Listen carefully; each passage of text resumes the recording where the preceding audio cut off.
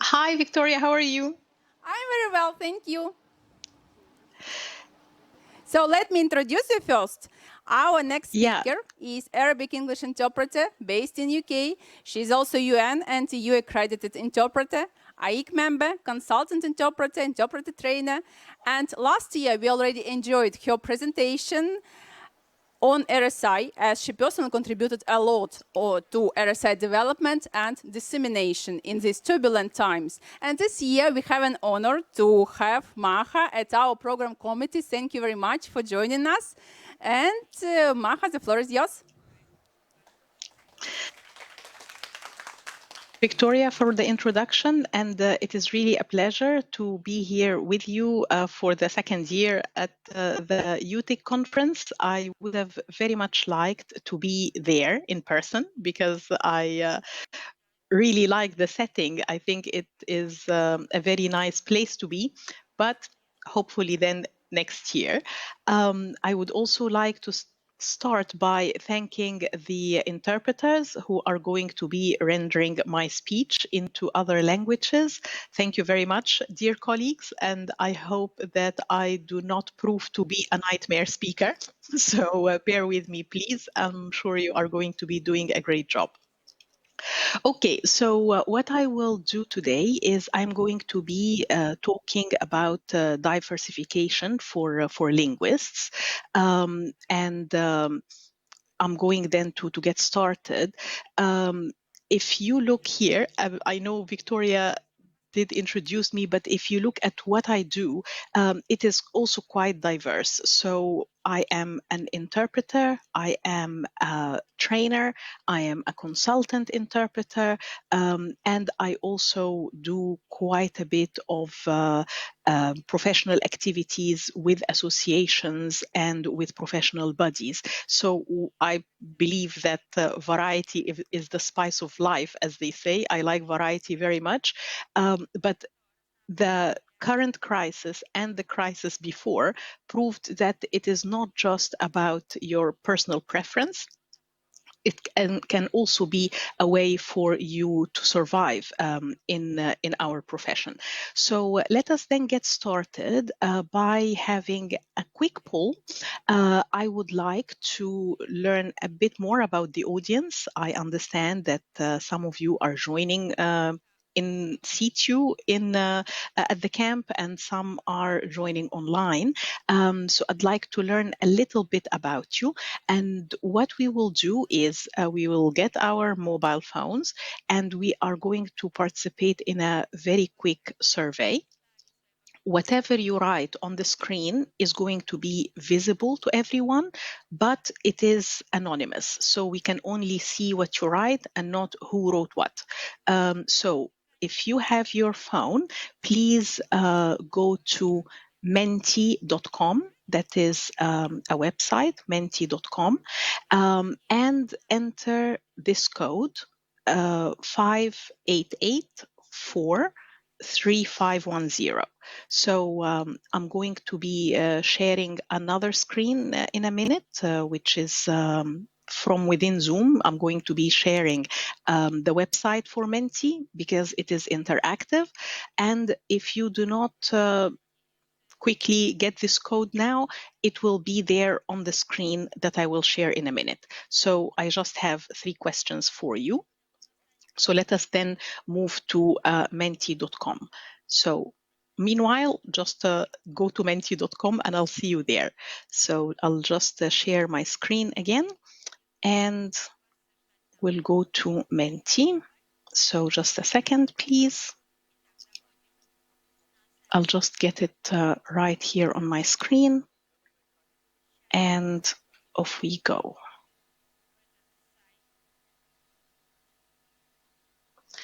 So can you see my screen? Can you see menti.com? Maybe if Victoria can confirm that, that would be great. Yes, yes. Actually, we saw the slide. This is Serena very speaking. good. Yes, thank you. Okay, great. So you can see on the top of the screen the code again. so you can vote. So my first question to you is where you are joining from. And Maha, I'm sorry for yes, interrupting you. Can you please return the previous slide? Because some of the audience, they just need to... they need no, to join. okay. Okay, very good.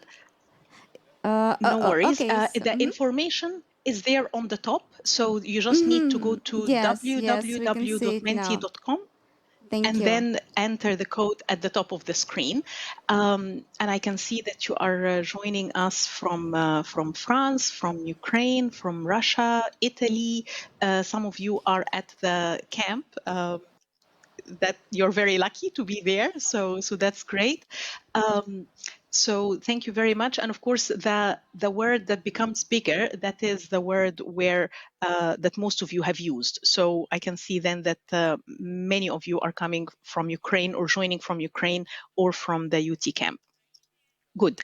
Okay. The next question that I have for you has to do with what you mainly do. What is your main work? So, are you a translator? Are you an interpreter? Do you do both? Something else? So then, if you can please let me know. I'd like to have a bit of an idea about the audience. Okay.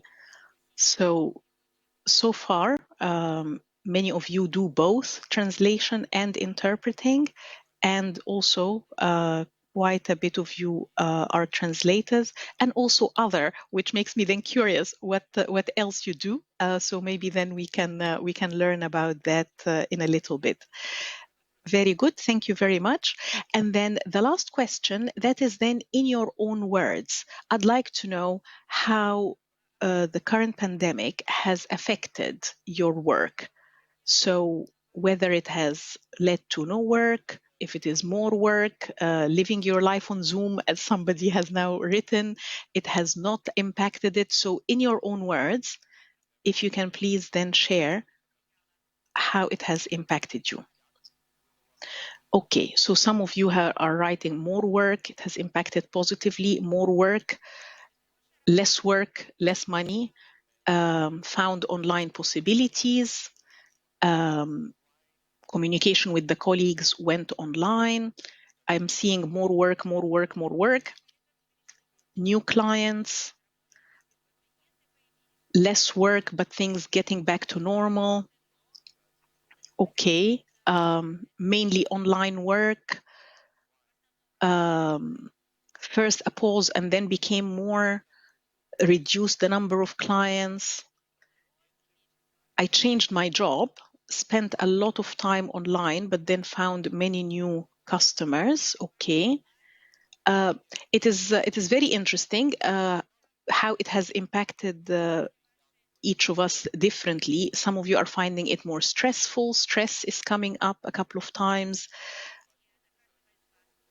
Okay, more work online, harder to find students, but same amount of work, no way of meeting colleagues in person, yes, or new people in person.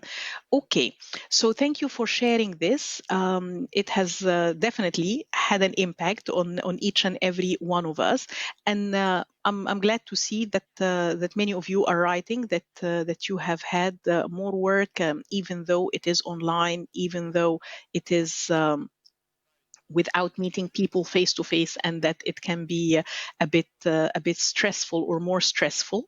Okay, thank you very much for sharing this information. So now I'm going then to go back to the screen. What am I going to talk about today? Well, as you know from the title, Diversification for Linguists, I'm going to talk about global crises because COVID is not the first crisis that has an impact on our profession. Then ways or ideas to diversify your offerings for translators, and the same for interpreters.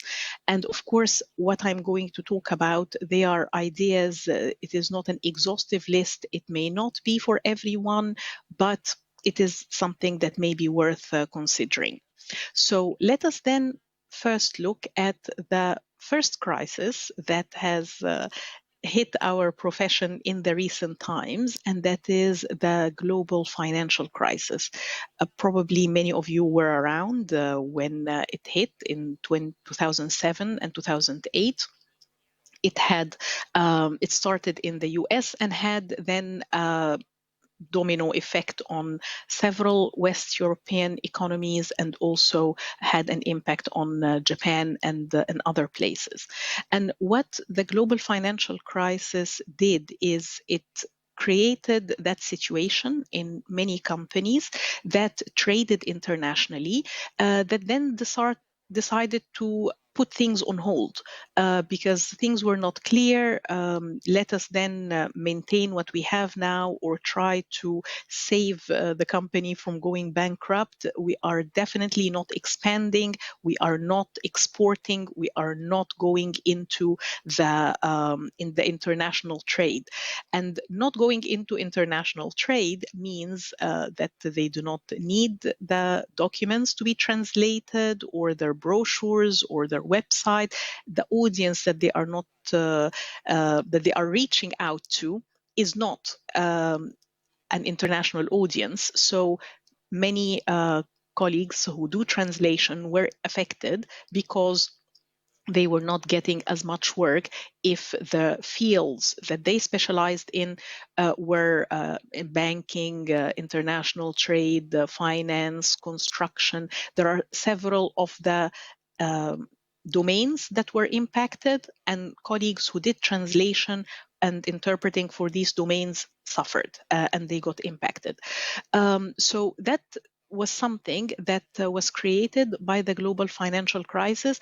I myself was impacted by that as well, because before the crisis, I was giving cultural training to companies in the UK that were exporting their goods and services to Arab countries. Not anymore. So they were not giving any kind of training, because the trade missions became less and everything basically stopped. So that is something that I do not do anymore because of the financial crisis. And I remember I was in professional association conference, and some colleagues were talking then about how they had to diversify in order to survive. So there were colleagues who started doing revision or editing or proofreading, things that they were not doing before, and they started offering more services in order to be able to survive. And as I said, the global financial crisis, it had an impact. And of course, this is not the first or the last crisis that we will witness. And that is, of course, proved by COVID-19 now, because COVID-19 did impact everyone on the face of this planet in different ways.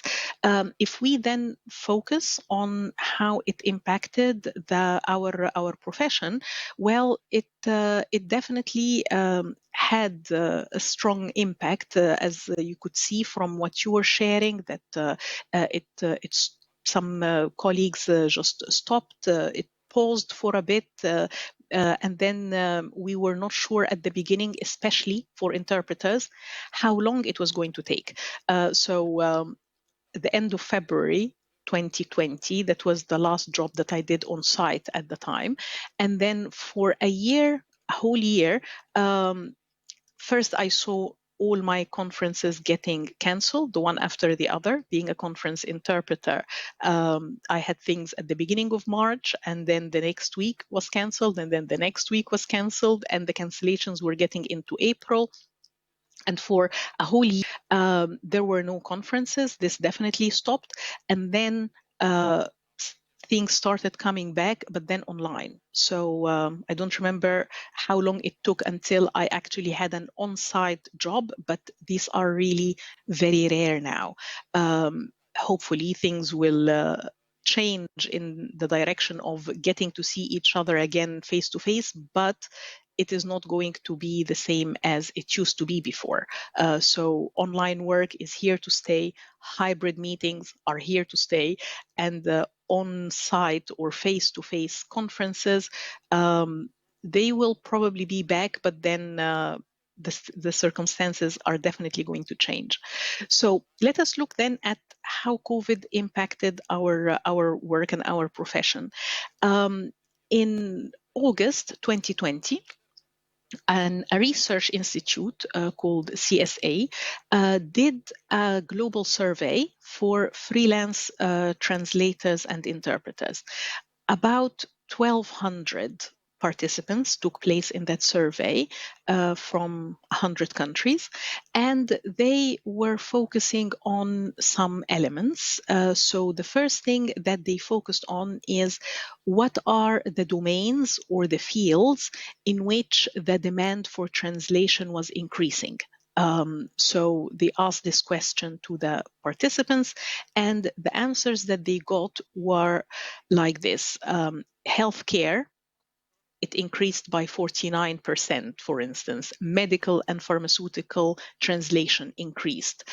Social networking increased. So some domains, unsurprisingly, because of the pandemic, did increase. But then with some other domains, the translation work decreased and decreased drastically. So events, for instance, anything related to travel and leisure, anything related to the automobile industry.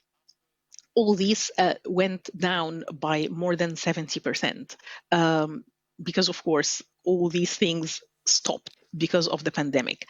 And then when they asked the participants in that survey how their income has changed if they have been impacted, the translators who participated in the survey, they reported a decrease in their income of 8%. The interpreters who participated, they reported a decrease of 24%. So you can see then the difference. That was a massive difference. So both translators and interpreters were impacted, but the difference for the interpreters was much bigger because we need to travel to be able to go to work. So COVID had a big impact on the interpreters, and it is definitely a game changer for how interpreting was done since the pandemic and how it will look after that. And this got me then thinking about transferable skills. So if you think of transferable skills, what are these? They are the skills that you can also describe as portable skills. So they are qualities that you have that can be transferred from one job to the other. Let's think, for instance, of journalists. What are the skills that a journalist would have? Well, they would be quick writers, they master the language, they have good research skills, they can think quickly on their feet. They have these skills. In general, maybe more journalists would have, or some journalists would have other skills, but in general, maybe these are the dominant skills that would lead somebody to do well if they are a journalist. If you take these skills and put them in another profession, they would work and they would actually be very valuable in another domain.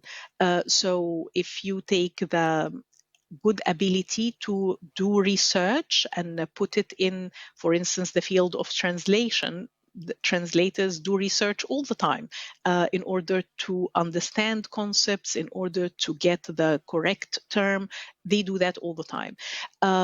Being good writers, that is also something that a translator would have. So that is, again, a transferable skill. So start thinking then about what are the skills that you have that you can use or re-employ in another field. And what I did was I started then thinking about that, and I have a question for you. So in your opinion, what are the main skills of a translator? And I would like maybe Victoria to help me there. If you can ask the question to the audience and let me know what they say. So just very quickly, a couple of answers would do. What are the main skills of a translator? Here I come, I can see the first hand. Curiosity. Curiosity. Curiosity. Okay, so a translator definitely is curious. Anything else? General intelligence, stress resilience, and being able to adapt. Very good. Okay, so being resilient, being able to adapt, being smart. So there are things that we can definitely use, and they can lead, or they are components, important components in your success as a translator. So these are then the main skills that a translator would have. And then let us start thinking about how these skills can be employed elsewhere. So what can we do with them? So I started thinking of some things. One of the things is to diversify then the offerings of translators, is to become a user experience writer. And what do I mean with this? A user experience. Think when you bought, for instance, your first DVD player, or your first tablet, or something electronic. Think of that and remember the user manual, the instructions that come with something that is electronic, that is digital, and how boring they were, so how difficult sometimes they were to understand. And you keep reading and repeating the same paragraph, and you are still not clear what is it that they want you to do to get this machine to work. Well, that is because in the past, these manuals were written by the technical people. So the people who invented this, they would write instructions on how to use it. But of course, they are writing from their perspective. They know the machine or the device inside out, and they were thinking, okay, to operate it, just press here, do this, do that, and they know it very well. They did not put themselves in the shoes of the user, who may not be as well familiar with the device or with the technology. So now there is a profession called UX writers, or user experience writers. And what these people do is they craft the text that appears within the design of digital products. So they help users to understand how to use and interact with digital products, be it a desktop, a mobile app, a game, any digital products, they would write the user experience for. And they would then put it in a way that makes it easier for the user to use that product. Because let us not forget that if something is very complicated to operate, it is likely that it will not be a success. It will probably disappear from the market at one point. There were products that came to the market and just disappeared after a while.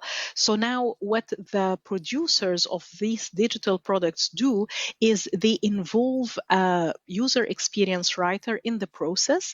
They are even involved in the design, so that when the product comes to light, it is user-friendly, it is easy to use, people can explain easily how it works. So user experience writers, that is one of the possibilities for translators to diversify into, especially if you are an outgoing person, or if you are somebody who would appreciate more contact with others. Because a user experience writer is not working on their own, in their own cocoon. They are communicating with the different people responsible for the different stages of bringing a product, or a digital product rather, about.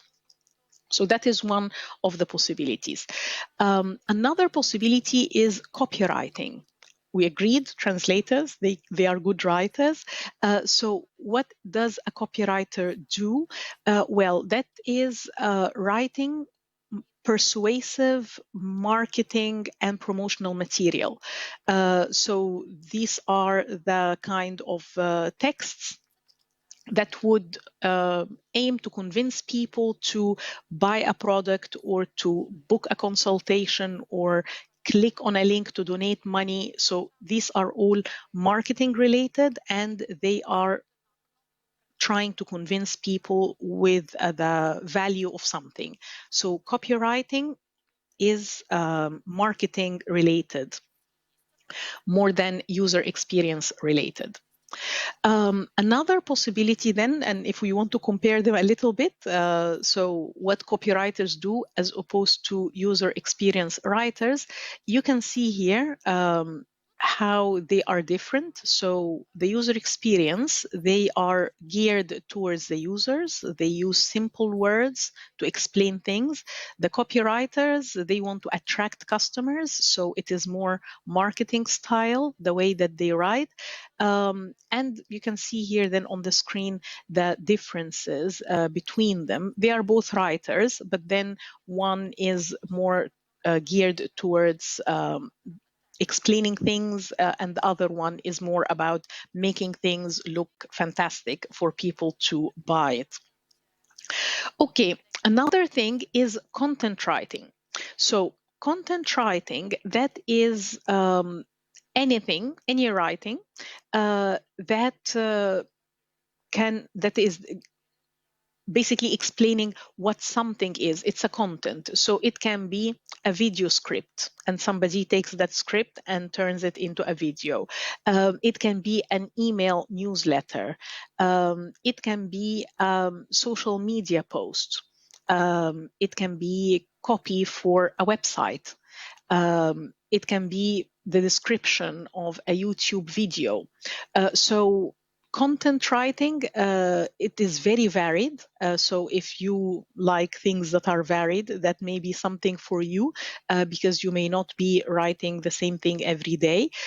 So then it is something that is left for specialists to do, instead of people from the company that is producing this product or the other. Think, for instance, of Apple. So Apple, they have several products, and they explain all these products, what they are. And they have people who are specialized in bringing that message across, writing the content for their websites, for their app, for the App Store, for so many things. So they have specialized people who are writing the content, who are filling all these websites and interfaces that Apple uses with the information that they want to bring across to their users. Another thing is subtitling, and that is something that has been increasing, subtitling and closed captions with the pandemic, because as you all wrote, or that as many of you wrote rather, we have been using Zoom more and more. We have been spending more time online, online meetings, etc. So subtitling and closed captioning have been on the increase because of the possibility to make these meetings more accessible to people, to the hard of hearing, for instance. So Zoom has an automatic transcript. It's, I think, only in English. It would create a whole transcript of whatever is said in a meeting. It is speech to text. It is going to turn what is being said into written text. And this text could be used later either to create minutes of the meeting, or to turn it into subtitles, etc. There is another thing, closed captions, and closed captions can be done by a machine, or they can be done by people who are specialized in closed captioning. And again, the meeting host would assign the person specialized in closed captioning to write everything that is being said into captions that are then visible on the screen for the participants to read. They are not translating what is being said, they are just writing it in the same language. So they are turning the speech into text on the screen. And that is something that is becoming more and more used in online meetings. So it is again a possibility for the translators, especially if you type quickly, if you have a topic, for instance, that you know a lot about and you are engaged in that topic, you could possibly think of specializing in providing closed captions for this kind of domain, if you are tech savvy and so on. So these may be things that you want to consider if you are looking to diversify. Closed captions are one of the new possibilities. Okay, so some ideas, and I would say think about your own situation, think about your own skills, what your own hobbies, what you like to do, and put it down on paper, and then start looking at how you can turn these skills and these hobbies into extra services that you can offer. Okay, let us then look now at interpreters. So how interpreters can diversify. And I'm going to ask you the same question, and I'm going to ask Victoria again for help. So then, in your opinion, what are the main skills of an interpreter? So maybe the audience can participate, think of the skills of an interpreter, and let me know what you think.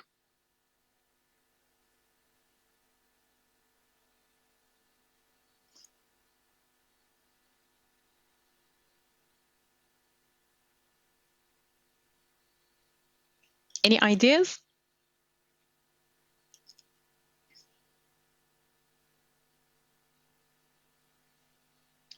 I do not seem to hear Victoria.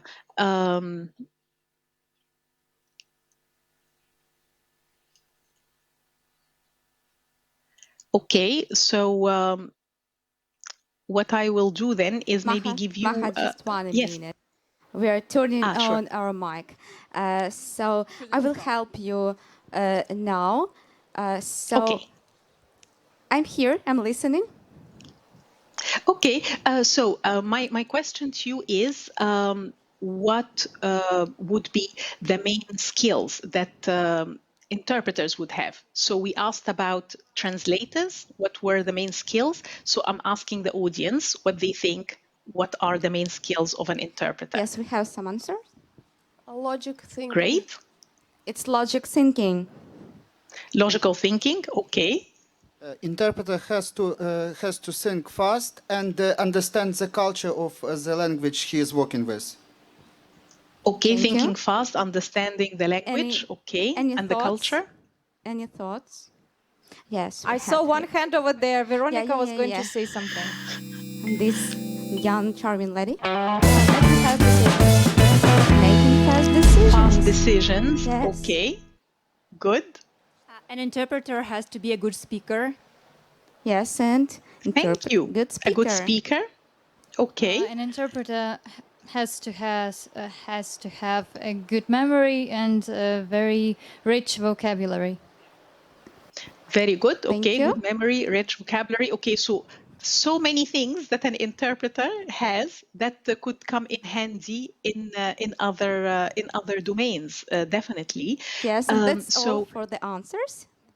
Lovely, thank you very much. Okay, so let us then take what you have just said and see how we can diversify our offerings as interpreters.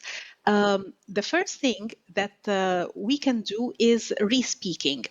And I want then particularly conference interpreters to think back of the time when they were training and how the first step that they did when they were learning to do simultaneous interpreting was called shadowing. You were repeating what the speaker was saying in the same language just to gain speed and to practice keeping up with the speaker. So if we look now at that skill of shadowing, we all did it. This can now be repurposed, can be done the same way to do something called re-speaking. So what is re-speaking? That is basically repeating what a speaker is saying, and a computer software will take what you are saying and turn it into text. So it is again speech to text. So what is going to happen with this text? So many things, but it is re-speaking, repeating what a speaker says in the same language. The text could be turned into subtitles, into closed captions. It could be turned into a script, for instance, for a video. It can be turned into different things. So re-speaking is something that interpreters could look into. Another thing is voiceover. So voiceover is especially if you are if you have a nice voice, and that is one of the things maybe that many interpreters have. Some colleagues have really very radio-worthy voices, very nice to listen to. So you can take that skill, that the fact that you can deal with the microphone, the voice that you have, good enunciation, so many things that the interpreters can do, and start training to do voiceover. And that is something then that means that if you think of a movie, of animated movie for children, for instance, if you think of a soap opera, a commercial, there are so many media productions that are dubbed, and there is voiceover that happens, and then it is mainly for markets that do not prefer subtitles. They prefer to just listen in their own language. So voiceover would be a possibility for interpreters to get into. Another thing is meeting moderation. And I'm saying this because interpreters, they have a lot of experience, especially conference interpreters, with how a meeting is put together. So for us to understand how a meeting functions, we need to know the background, how the meeting is put together. They have also experience with different international organizations mostly, so they would know the committee work, the organigram of an organization. They understand the context to be able to work. So meeting moderation requires then that skill of understanding the meeting, how it is put together, what is the purpose of that meeting, and helping people to have the meeting run smoothly. So you are not interpreting, you are basically chairing the meeting. So that is one of the possibilities for interpreters. Another thing also is if you are tech savvy, it is possible to offer technical support. So you do not necessarily then interpret, but you are making sure in an online meeting that everything is done smoothly. You liaise with the client, choose the platform together, maybe train the speakers how to turn on the microphone, turn off the microphone, the camera, and so on. Mute people who have the mic on unnecessarily to make sure that there is noise. So many things that need to happen for a meeting to go on smoothly, and technical support for a platform, for instance, that you know very well, something like Zoom or Microsoft Teams, etc. So meetings that are not going to be interpreted, but they still require that help for the meeting to go smoothly. That is also one of the possibilities. And if I then look at how I diversified, so during that pandemic, well, my lesson learned from the global financial crisis was that I should find myself another thing to do in addition to interpreting for just in case. And what I did then was I went and did a master's in training interpreters at the University of Geneva. So that was my plan B. My plan B was to become a trainer. And I said I would do that and put it on the shelf, and then we'll see what we do with it after that. But actually, I started using it, giving training on technology for interpreters internationally, but it meant then traveling to wherever in the world I was giving the training. But then when COVID hit, I found myself in that maybe lucky position that I knew how to train interpreters, and I had knowledge of remote interpreting platforms since 2016. So I put these things together and started training colleagues to offer their services remotely when everybody was under lockdown. So I did a lot of training in 2020, barely any interpreting, almost only training. So that was how I diversified. Another thing that I did was I started offering my services as a consultant interpreter. Many of my clients went into a pause, and they were waiting to see, experimenting, looking at what are the possibilities to go back to work. So I started offering my help, how to move meetings into the online domain smoothly, what would be the best platform for you to use, and so on. So I started offering the services more as a consultant. And because I trained many interpreters, I knew which interpreters would be the best fit for that client and for that platform. So I started then offering my services as a consultant interpreter. And they were, I think, maybe 95% of the meetings that I have done as a consultant were online meetings. So again, that is one of the things that I diversified into. Also offering technical support. So there are meetings where I do not interpret, but I am helping the clients, as I said, to make sure that the meeting goes smoothly. So I'm in the background. I do quite a bit of preparatory work, and then I am there during the meeting to make sure that there are no glitches there. So that is basically how I diversified. I'm still a conference interpreter. I still interpret now more than in the last year. Instead of training, I'm doing more interpreting. That is the main thing that I do. However, combining the training, being a consultant interpreter, being an interpreter and offering technical support, that is what I'm doing now. That is how I diversified during this pandemic. And I must say they are all different things. I enjoy them all. They have different aspects to them, and each one of them are connected with some different skill that I have. And I wouldn't want to do it any other way. I am very happy with this kind of diversification that I have done. So that's basically what I wanted to say. I'm going then to open the floor for questions. But before I do, let me leave here my email and website for in case you want to get in touch if you have any questions or queries or comments after we finish that we do not have maybe time for, then feel free to get in touch. And now I'm going to give you the floor. It is time for your questions, if you have any, and if we have time. So go ahead. Maha, thanks a lot for your presentation. It was really insightful. I am now joined Victoria as the co-moderator for our interpreting track. And in case you haven't noticed, this is actually the start of our interpreting track that is going to last here for 2 whole days. And yes, while we still have time, if there are any questions to Maha, we are ready to take them.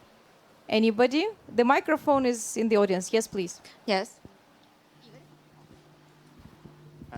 Thank you very much, Maha. It was really interesting to hear about some ways of diversification. But I would also like to add that you do not need to completely switch from one activity to another. Like today I'm completely a translator, tomorrow I'm completely an editor, copy editor, copywriter.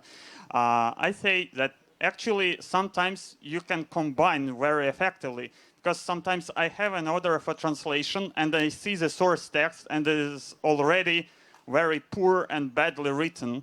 And sometimes I say, well, I can translate it directly like you want, but then nobody will understand it still. So maybe I can additionally do some copywriting after my own translation. So it can be combined really effectively and you do not need to switch. So have you ever thought about such kind of activity?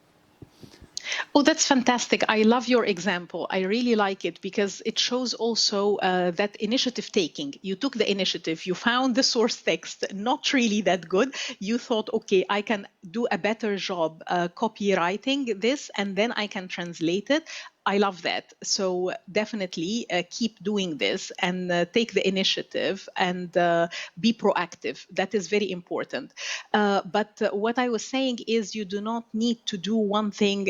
They're not mutually exclusive. You do not need to then do one thing and forget about the others. I do that combination. So I am combining conference interpreting with being a consultant interpreter, with being a trainer, and then to a minor extent doing technical support. I do not know really what the percentage is of all these activities, but I do all of them. So yes, doing one does not mean you forget about the others. You can do this in parallel, and I think this makes for more interesting and more satisfying experience. Any more questions from the audience? Yes, Svetlana, please.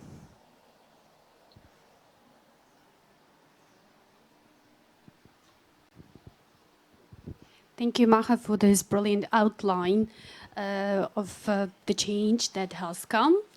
But also, can we think now, suppose you have a magic ball or anything, try to do some fortune telling, because I believe we are in the middle of the crisis still, and you have outlined the lessons so far. What other change do you envisage for the interpreting profession?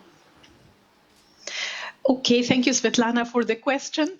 And yes, we are not out of the woods yet. And every time we think that that is the last lockdown, we go back in. So no, it is not. It's not done yet. And I think that for the interpreting profession, at least that's what I am witnessing now, is that we need to continue being flexible, continue being agile, and adapt quickly. And I think the interpreting profession did quite well, at least in my circles, that people adapted to the new situation and they managed to actually start working in this new normal. And I don't know if you have attended some of the events that interpreters participated in. There were always questions about what is the best technical setup for remote interpreting, what is the best headset, all these kinds of questions. So interpreters are flexible and they are agile in that respect. So at least for conference interpreting, because I do not want to predict things for other types of interpreting, we are going to be having 3 different types of meetings. There are meetings that will be face-to-face because they have to. There is a lot of maybe diplomatic exchanges that happen in corridors. It's important to meet face-to-face. So there are meetings that will go back to being face-to-face. And there will be hybrid meetings, meaning that the interpreters could be in a hub while the participants are dispersed. They are joining from different places, or the other way around. So now I am asked, for instance, to organize interpreters for a meeting where everybody, all the participants are going to be in one location, but the interpreters are not. They are going to be joining remotely. So that kind of hybrid meetings are also going to increase. And then there are the fully remote meetings, and you can see it now as the genie is out of the box. They are not going back. So there are clients now that see the value of remote meetings in terms of savings, in terms of saving time, in terms of making it possible to have a meeting interpreted that was not possible to interpret before, either because of being in a remote location or because of the costs, etc.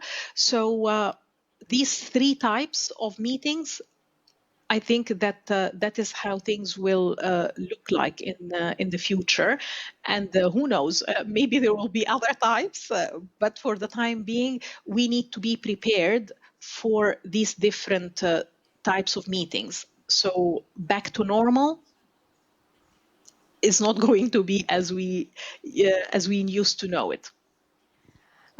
Thanks a lot. And now we're almost out of time. We'll take the last question. 1 minute. And this is Irina from UTIC Tech Support. And while I'm walking to the next, to our question, I just noticed that a lot of students, they are interpreting your speech silently. They are practicing while you're speaking. So you're at the right place. And this is much appreciated. And the question from Yaroslav. Thank you for your presentation. I just wanted to add both to the presentation, to the question about the little future that awaits us with all these times. I think another venue that's going to be, developing with interpreting is AI, because with us being shut down, with less employees and people working and going out into the world because of the shutdowns and everything, I think a lot of robotics would come into place, and that needs interpreting as well. Still, we have stores opening with no employees at all, with just robots, just serving the people, and they still need to communicate with the clients. So I think this is another venue that awaits development, in combination with interpretership. Well, thank you for this comment. I am always very interested in the new technologies, what is happening, and I very much believe in technology being employed to help the interpreters to make their lives easier. For instance, if we look at preparing for a conference, you can do that perfectly paperlessly without putting pen to paper. There are so many apps and software and websites that you can use in order to do that. But also there are things that help interpreters while working. So there are programs that would turn the speech of the speaker into text that would help the interpreter, software that would extract your glossary and put it in front of you on the screen when you say that word or when that word is uttered, that would help you to save time instead of going to look through your glossary that would be available. So there are some very neat technologies that are out there already to help interpreters do their work. And then let's see then how artificial intelligence develops. But I'm keeping my eye open. Okay, we would like to thank you, Maha, for being with us this beautiful, sunny, even though a bit hot morning. Thank you. Thank you very much, Anna.